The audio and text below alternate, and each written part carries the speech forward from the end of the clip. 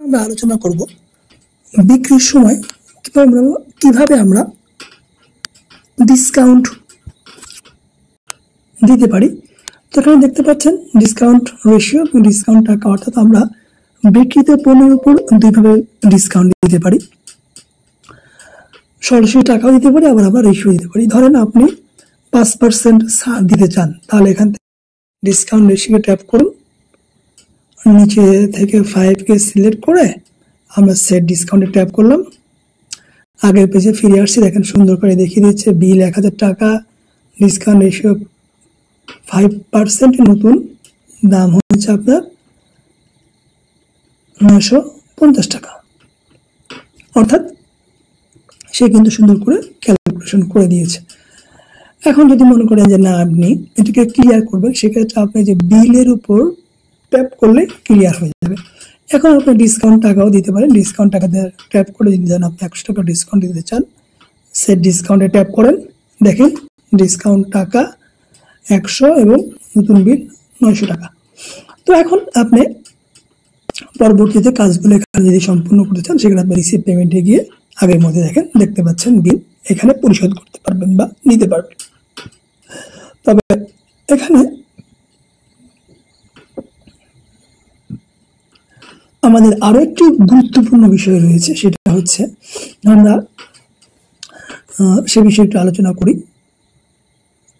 যে ডিসকাউন্ট নিয়ে আমাদের গুরুত্বপূর্ণ অপশন এই অ্যাপে রয়েছে। আমরা অনেক সময় কিছু নির্দিষ্ট পণ্য, যেমন ইনসুলিনে আমরা কিন্তু ডিসকাউন্ট দিয়ে থাকি। ধরেন আমরা ডিসকাউন্ট কিভাবে সেট করবো সেদিকে যদি দেখতে চাই, তাহলে আমরা ব্যাকে গিয়ে হোম মেনুতে চলে যাই। হোম মেনুতে গিয়ে আমরা ডিসকাউন্ট প্রোডাক্টে ট্যাপ করলাম। সেখান থেকে আমরা রিটেল এবং হোলসেল দেখতে পাচ্ছি, পণ্য তালিকা দেখতে পাচ্ছি। তো আমি ধরেন যে ম্যাক্সুলিন মেডিসিনকে সার্চ করি, স্পেলিং ভুল হয়েছে, ম্যাক্সুলিন, ধরেন ম্যাক্সুলিনকে নিয়ে আসলো। ধরেন পেন কার্টিজ, যেটা আর ধরেন এটাকে আমি ট্যাপ করলাম, তাহলে আমরা ডিসকাউন্ট দিতে চাচ্ছি ধরেন যে 22 টাকা। আমরা দুই ট্যাপ করলাম, তাহলে আমাকে দেখাচ্ছে ডিসকাউন্ট প্রাইস হবে হচ্ছে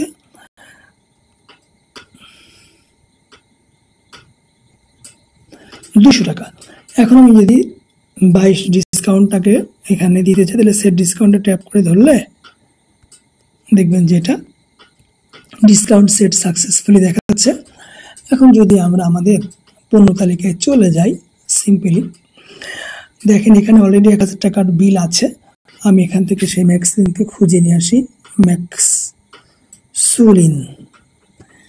দেখেন আমি সার্চ করছি, নিচের দিকে স্ক্রল করলে দেখা যায় প্রথমে দেখাচ্ছে যে ডিসকাউন্ট প্রাইস 200 টাকা। আমি এখানে ট্যাপ করে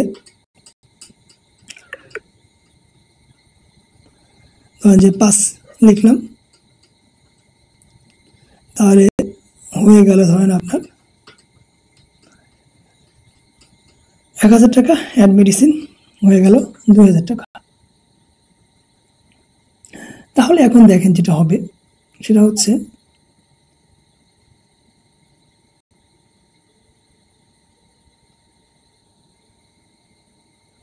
এখন আমি যদি পরবর্তী অপশনে যাই, এখন দেখেন আমি ডিসকাউন্ট রেশিও দেবো ধরেন 5%, তাহলে ডিসকাউন্ট রেশিওতে 5 ট্যাপ করে আমি 5%কে সিলেক্ট করে নিচে কনফার্ম করার জন্য ডিসকাউন্ট রেশিওতে ট্যাপ করলাম। দেখেন উপরে দেখতে পাচ্ছেন ডিসকাউন্ট রেশিও 5%, নিচে নতুন দাম দেখতে পাচ্ছেন 950 টাকা। কিন্তু আপনি যদি হিসাবটা দেখেন, বিল ছিল 2000 টাকা, তাহলে আমার হিসাব অনুযায়ী 5% বলতে 100 টাকায় 50 টাকা, 2000 টাকায় 50 গুণন 2 100 টাকা হওয়ার কথা ছিল। কিন্তু যেহেতু আমার এই 2000 টাকার মধ্যে 1000 টাকা অলরেডি আমি ডিসকাউন্ট দিয়েছি, অ্যাপস স্মার্ট ভাবে ওই ডিসকাউন্ট এর উপর আবার নতুন করে সে ডিসকাউন্ট বসাবে না। এই জন্য দেখেন তার ডিসকাউন্ট প্রাইস কিন্তু শুধুমাত্র হিসাব করেছে আগের থেকেই ডিসকাউন্ট প্রাইস বাদে যে পণ্য তালিকায় যে পণ্যগুলো ছিল সেটার উপর, অর্থাৎ 1000 টাকার উপর 5% দিয়েছে 5 টাকা। অর্থাৎ আপনাকে এখানে শুধুমাত্র একবার সেট ডিসকাউন্ট প্রোডাক্টে গিয়ে ডিসকাউন্টটা সেট করে রাখতে হবে। তারপর যদি আপনি রেশিওতে বিক্রি করেন সেই ক্ষেত্রে ডিসকাউন্ট প্রোডাক্টের উপর কখনোই আর নতুন করে ডিসকাউন্ট ধরবে না। এই জিনিসটা কিন্তু আপনাকে অনেক হেল্প করবে এবং আপনার সময়কে বাঁচাবে।